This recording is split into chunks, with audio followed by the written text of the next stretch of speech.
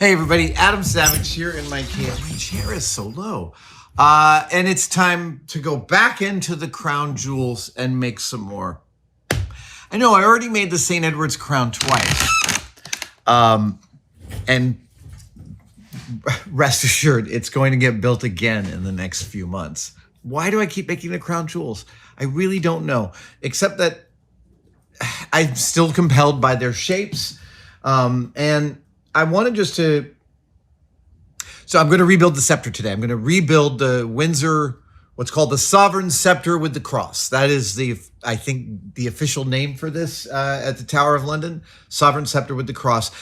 I have been busy behind the scenes. There's been a lot going on in the world and in Tested for the last month. And while we've been filming some stuff, I've also been kind of doing some work on this behind the scenes. Here is the headpiece of the Windsor Scepter. And this is what first got me excited. That is the Great Star of Africa, the Cullinan 1 diamond. It is the largest cut diamond in the world, 540 carats, cut out of a unbroken, gigantic diamond found in Africa and given to the royal family. You know, it's a terrible tale. It's the tale of colonization and privation and blood and money. It's awful. It's an awful story. And yet, yeah, so all of the aspects of the story compel me here to keep diving into this object. And what you're looking at is version 3. So it's taken me a long time to kind of work out the structure. We're just going to have to live with that sound. Oh, that's nice. The Cullinan 1 sits here, cradled on 3 points. It is cradled at the bottom, and then there is a rod here and a rod here that go through the design filigree. You can see there that little jeweled nub. That's a rod. So it's held like at the bottom and with 2 points. Here, I'll actually crack the glass one out. So it's held like this, right? 1 point, 2 points, 3 points. And I've spent a lot of time trying to get this. I don't know. I keep on printing up copies of this and then putting them on brass and then cutting out the brass.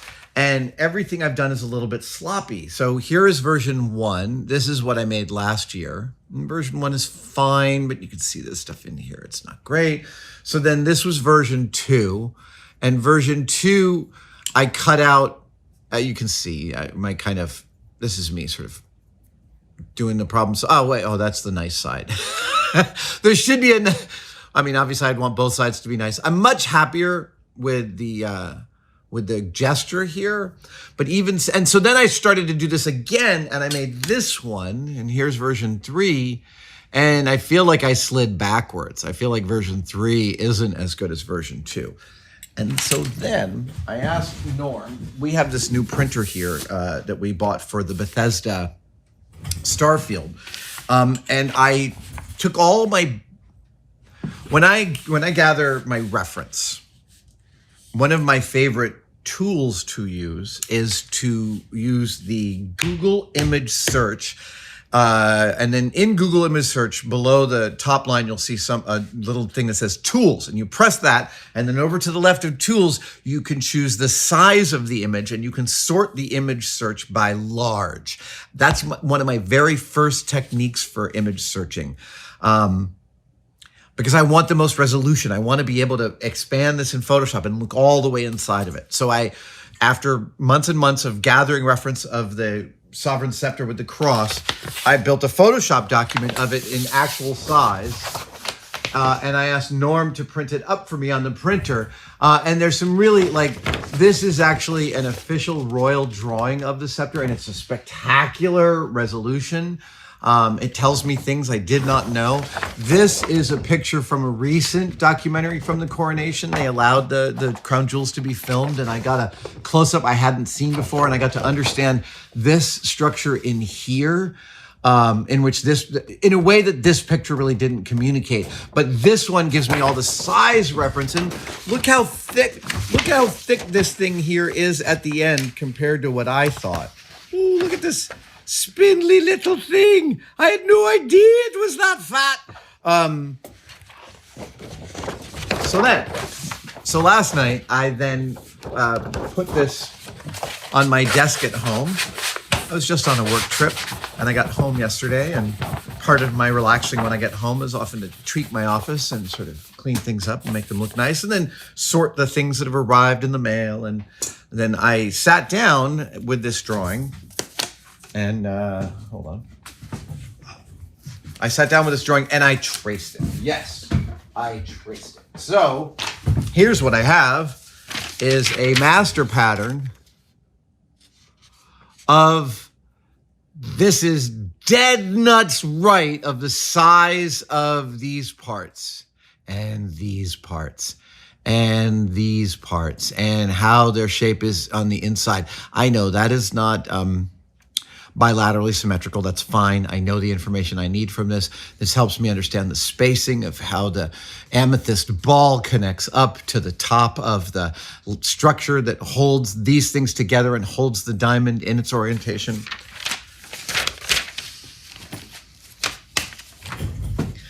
And then I realized that all three of these attempts weren't attempts for me to figure out how. I thought I was getting better at the technique of building the brass, and I was. But something else was happening. Each time I made this, I understood more about the structure of the actual device. So the knowledge acquisition is twofold. The first is learning better the order of operations for assembling brass. And that is what you're going to get to see today. I'll show you my order of operations for how I'm doing stuff. And it's just far more advanced than it was a year ago when I was first messing around with this stuff. And it's not like I was on a studied program to get better at soldering brass and doing jewelry level work, but I did. And it's really thrilling how much of a difference, because I actually don't even have the first amethyst ball that the top of, welcome to my mind. The top of the scepter is a 1-inch ball of amethyst, a purple stone. I found these purple drawer pulls. They're just freaking perfect. And so I made a second one of these, and I wrapped some stuff around the base of the handle, and then I made a third one, and it was way better. And then I made a fourth one. And so now I have 4 of these, and there's a 5th one. Actually, I think it's behind the captain's chair. Suffice to say, my ability to think through how to execute brass jewelry construction has very much improved, and it feels lovely in my brain to use this new skill. And I'm going to use it today to make entirely another scepter, because I also just bought, oh, here we go, a whole bunch of brass rope. Look at all that. That is actually the technical term for this stuff is brass rope. Boy, it looks much better on camera than it does in person, this stuff. Nice. I may have to go with this stuff. Okay, we're gonna make a scepter. We're gonna go slowly and methodically, and it's probably gonna take today and tomorrow, and then I'm gonna embark on the next things. All right, thanks guys. Here, but I literally was about to sign off because I was like in the sign-off sluice, but I'm just in the sign-off sluice from the opening segment to the next one. You probably noticed on the first try, I did not try and do the internal design, the cutout here that is visible. Right here, the white spot. That's actually, it's not painted on top. That's actually dimensional, and it is a drop.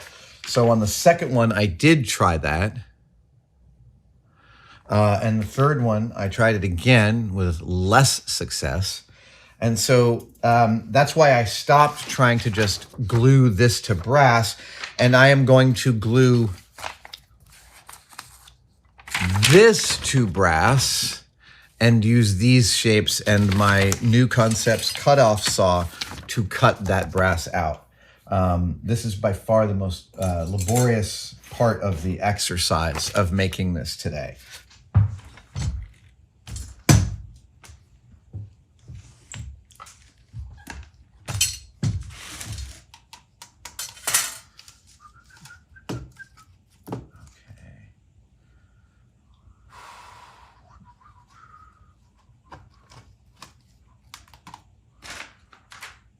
everything's a total mess. So.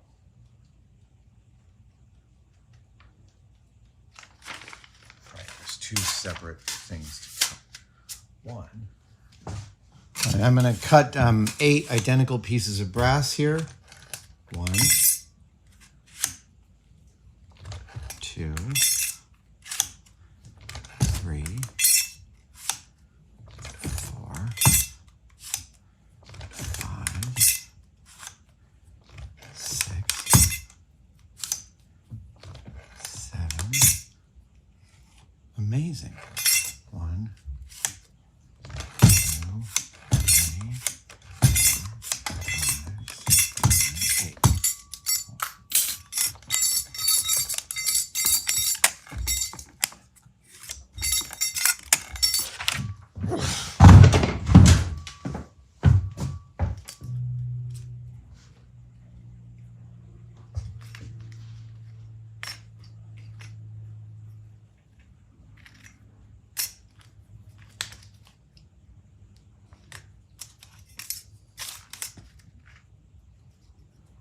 Joey, come on.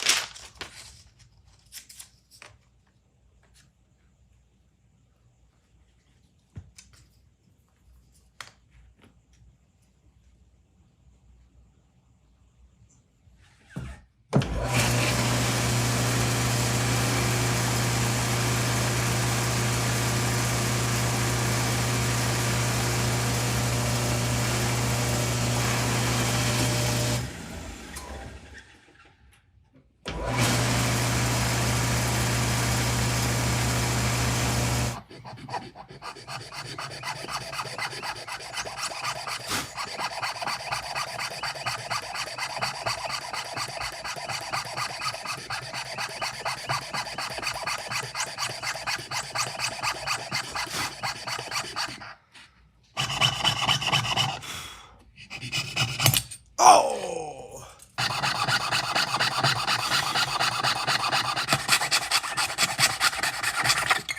There you are. That's what I wanted.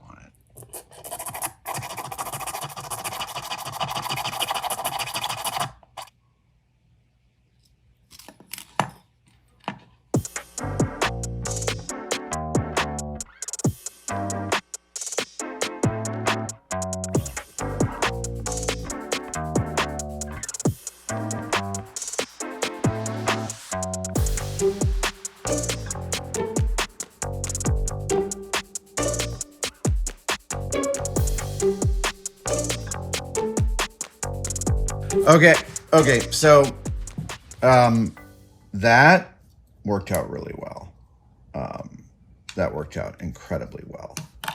I just cut that out. I cut out the Nike swoosh. And even better, I only used one blade to do it. I will tell you that on Friday, I had Brian Meek. I can't remember what day it was, but about a week ago, I had Brian Meek, the co-inventor of the new concept saw, and he showed me some 2-aught blades. He brought some that he loved. They were Swiss. It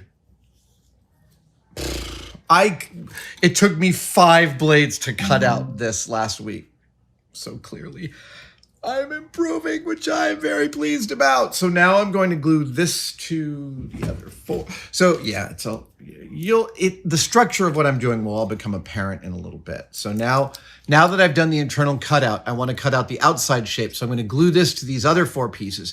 And when I cut out all 8 of these as the outside shape, then I have all the pieces I need to make my nesting cradle for the Cullinan 1. You might wonder how I'm going to undo the crazy glue. Simple acetone. I'm just going to soak all of these parts in a bath of acetone once I'm done. So here we go.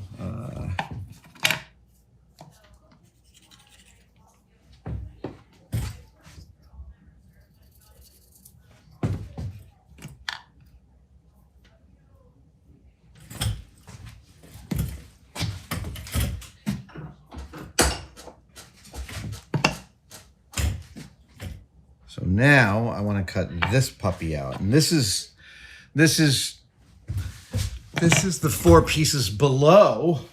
This is something I've never yet built, but this is these 4 ribbons that go down here at the base of this. So sorry. This piece right here that I'm about to cut out, it sits right at the base and provides these little ribbon details. Ribbon details! So I am going to cut this out now.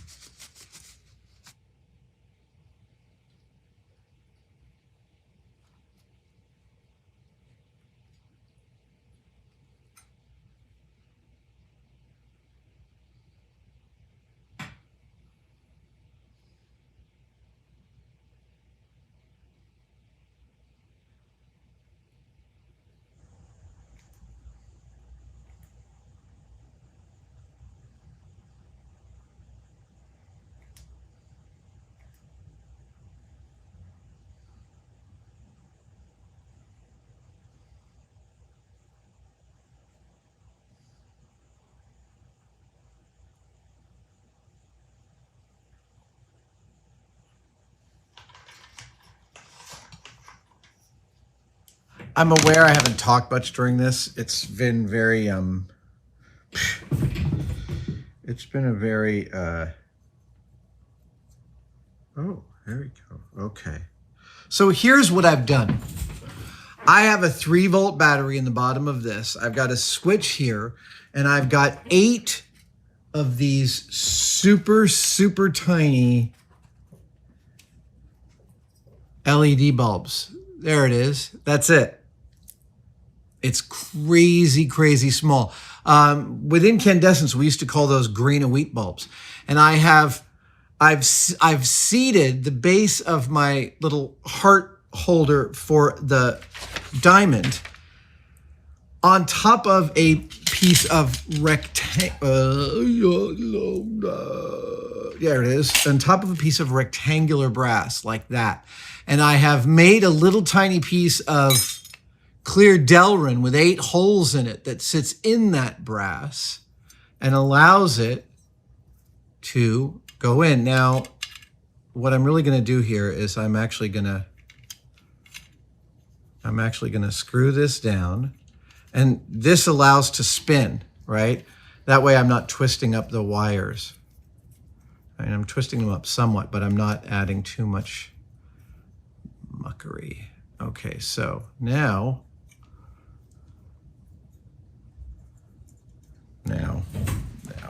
Now I think I need to go to the other end and take this out and actually pull the wires from down there. Let's do that. There we go.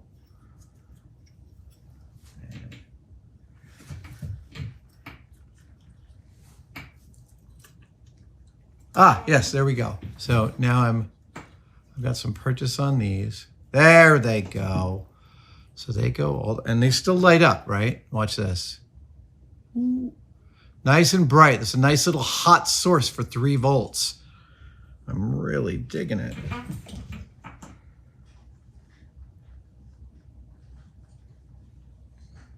Ooh, yeah, doggy. Light hidden in the bottom of that. Very pleased. Okay, so let's polish up my... Let's polish my jewel. All right, here we go. That's the front. Yes, that is the front. So I'm gonna get this guy in here. Excellent. There she goes.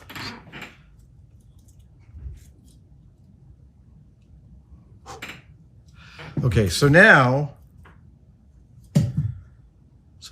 I want to screw on my cruciger.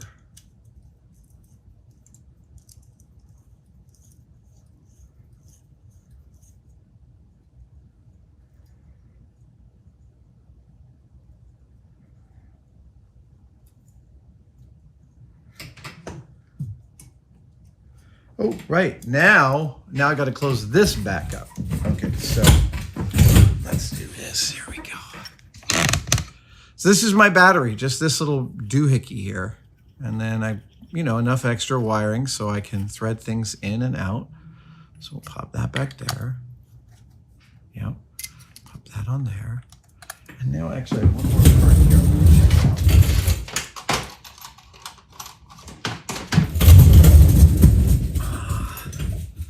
Let's see how this one. Ooh.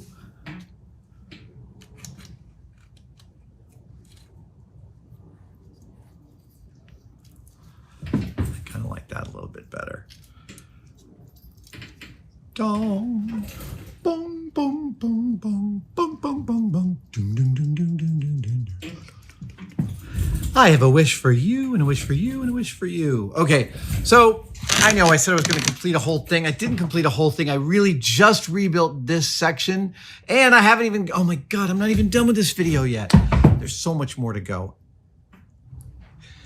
This may be a hanging chat, or this may be the whole video. We shall see, but I'm quite pleased with how that is currently sitting. This is all needs to be remade. This will be a separate scepter. I'm going to end up with several scepters.